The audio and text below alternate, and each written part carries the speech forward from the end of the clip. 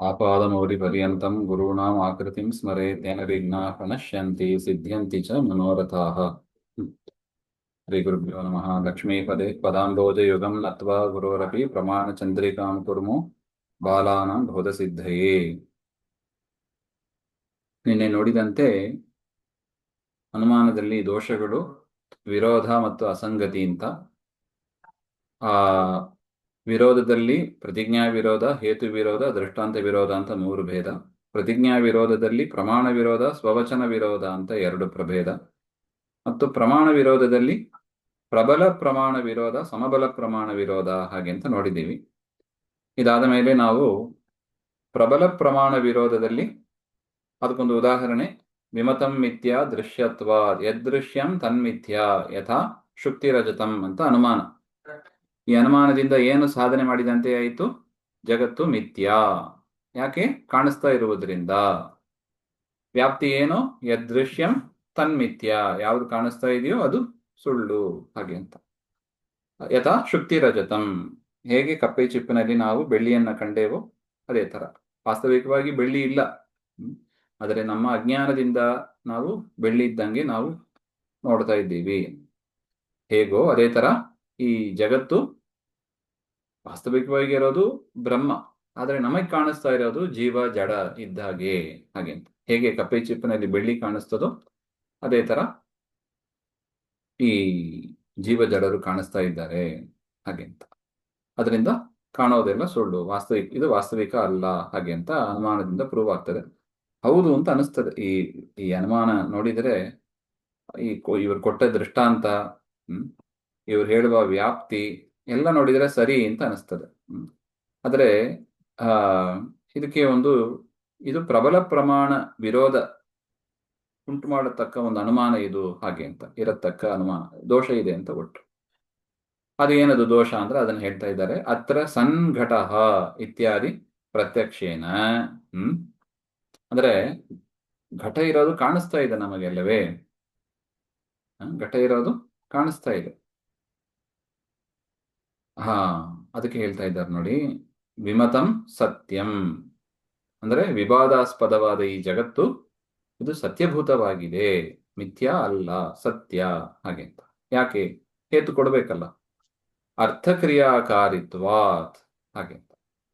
ಅರ್ಥಕ್ರಿಯಾಕಾರಿ ಅಂದ್ರೆ ಏನು ಹಾಗೆ ಅಂದ್ರೆ, ಅರ್ಥ ಅಂದ್ರೆ ಒಂದು ಪ್ರಯೋಜನ. ಏನೋ ಒಂದು ಪ್ರಯೋಜನ ಆಗ್ತದೆ. ಇಲ್ಲಿರುವ ಪದಾರ್ಥಗಳನ್ನು ಇಟ್ಟುಕೊಂಡು ನಾವೇನ್ ಮಾಡ್ಬೋದು? ಏನಾದ್ರು ಒಂದು ಲಾಭ ಪಡೀಬಹುದು.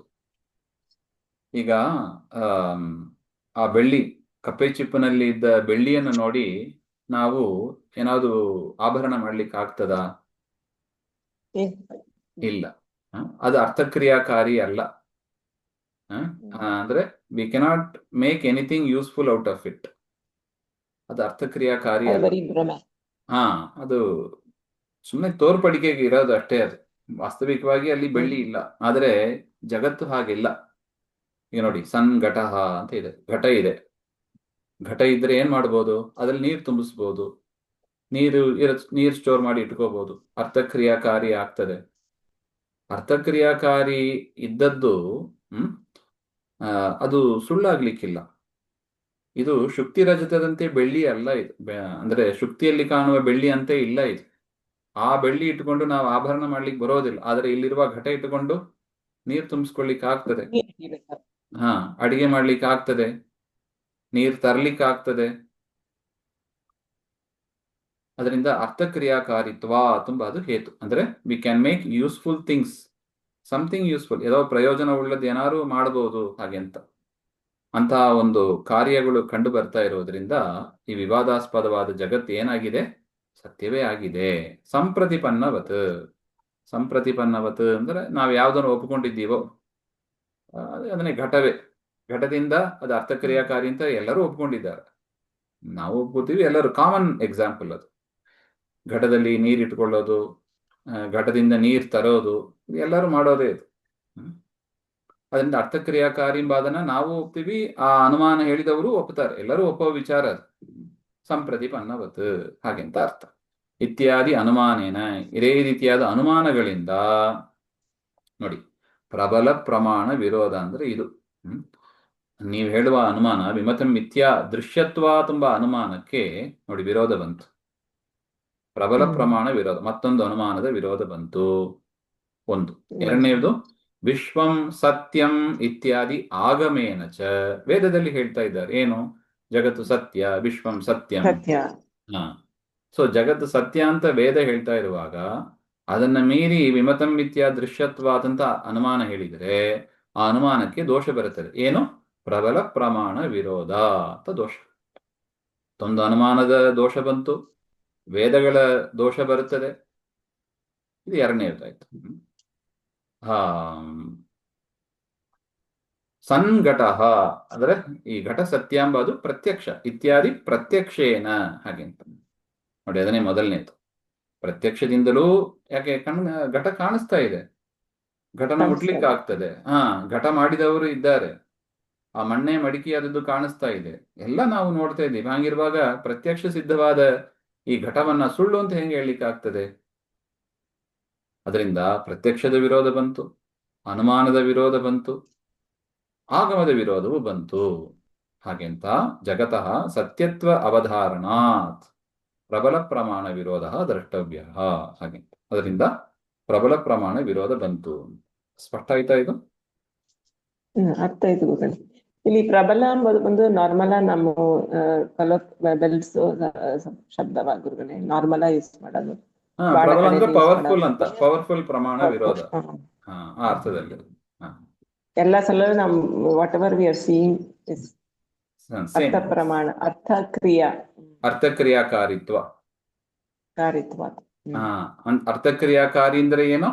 V can derive something useful out of it. ಘಟದಿಂದ we can do something useful. ಆದ್ರೆ ಬೆಳ್ಳಿಯಿಂದ ಹಂಗ್ ಮಾಡ್ಲಿಕ್ಕೆ ಆಗೋದಿಲ್ಲ. ಆ ಕಪ್ಪೆ ಚಿಪ್ಪಿನಲ್ಲಿ ಇರುವ ಬೆಳ್ಳಿಯಿಂದ ಏನು ಮಾಡ್ಲಿಕ್ಕೆ ಬರೋದಿಲ್ಲ. ಅಲ್ಲಿ ಅರ್ಥಕ್ರಿಯಾಕಾರಿ ಅದು ಸತ್ಯವೇ ಆಗಿರ್ಬೇಕು, ಹಾಗೆ ಅಂತ.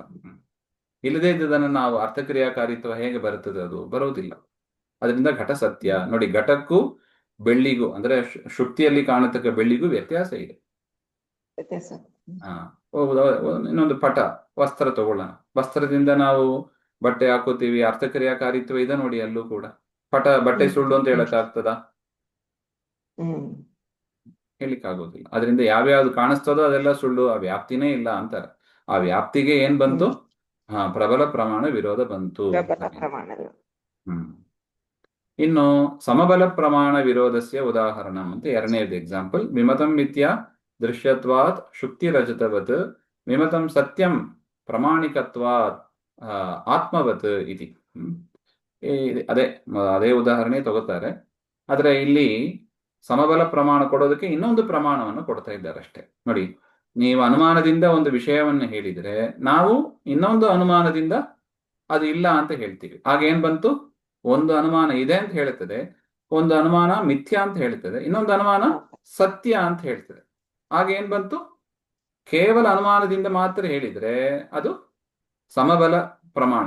ಅಲ್ಲಿ ನೋಡಿ, ಪ್ರೀವಿಯಸ್ ಎಕ್ಸಾಂಪಲ್ ಅಲ್ಲಿ ಮೂರರ ವಿರೋಧ ಬಂತು. ಪ್ರತ್ಯಕ್ಷದ ವಿರೋಧ, ಅನುಮಾನದ ವಿರೋಧ, ಆಗಮದ ವಿರೋಧ. ಅದರಿಂದ ಪ್ರಬಲ ಆಯ್ತು. ಅದರಿಂದ ಜಗತ್ ಸತ್ಯ ಎಂಬುದು ಏನಾಯ್ತು? ಪ್ರಬಲ ಆಯ್ತು. ಈ ಮೂರು ಪ್ರಮಾಣದಿಂದ ಗೊತ್ತಾಗುತ್ತಾ ಇರುವುದರಿಂದ ಹಾಗೆ. ಅದೇ ಎರಡನೇ ಕೇಸಲ್ಲಿ ವಿಮತಂ ಸತ್ಯಂ ಪ್ರಾಮಾಣಿಕತ್ವ, ಅದು ಪ್ರಾಮಾಣಿಕವಾಗಿ ಇರುವುದರಿಂದ ಅದು ಸತ್ಯ ಅಂತ ಅಷ್ಟೇ ಹೇಳೋದು. ಅತ್ರ ಅನುಮಾನದ್ವಯೇ ನೋಡಿ, ಅತ್ರ ಎರಡು ಅನುಮಾನದಲ್ಲೂ ಕೂಡ ವ್ಯಾಪ್ತಿ ಪಕ್ಷಧರ್ಮತೆಯೋ ಸಾಮ್ಯತ್ವ, ವ್ಯಾಪ್ತಿ ಮತ್ತು ಪಕ್ಷಧರ್ಮತ ಅದು ಸಮಾನವಾಗಿದೆ ಹಾಗೆ ಅಂತ. ಅದರಿಂದ ಸಮಬಲ ಪ್ರಮಾಣ ವಿರೋಧ ಅಂತ ತಿಳಿಬೇಕು.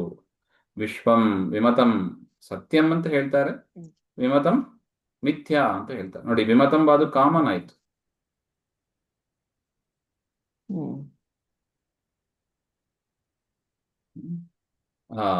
ಆ ರೀತಿಯಾಗಿ ಒಂದು ಅನುಮಾನದಲ್ಲಿ ಬಂದ ವಿಚಾರವನ್ನ ಇನ್ನೊಂದು ಅನುಮಾನದಿಂದ ನಾವು ರಿಜೆಕ್ಟ್ ಮಾಡಿದ್ರೆ ಆಗ ಸಮಬಲ ಪ್ರಮಾಣ ವಿರೋಧ ಅಂತ ತಿಳಿಬೇಕು ಅಂತ ಒಟ್ಟು. ಮುಂದಿನದ್ದು ಮತ್ತೆ ನೋಡೋಣ. ಶ್ರೀಮಧ್ವಾಂತರ್ಗತ ಶ್ರೀಕೃಷ್ಣಾರ್ಪಣಮಸ್ತು. ಶ್ರೀಹರೇಣ.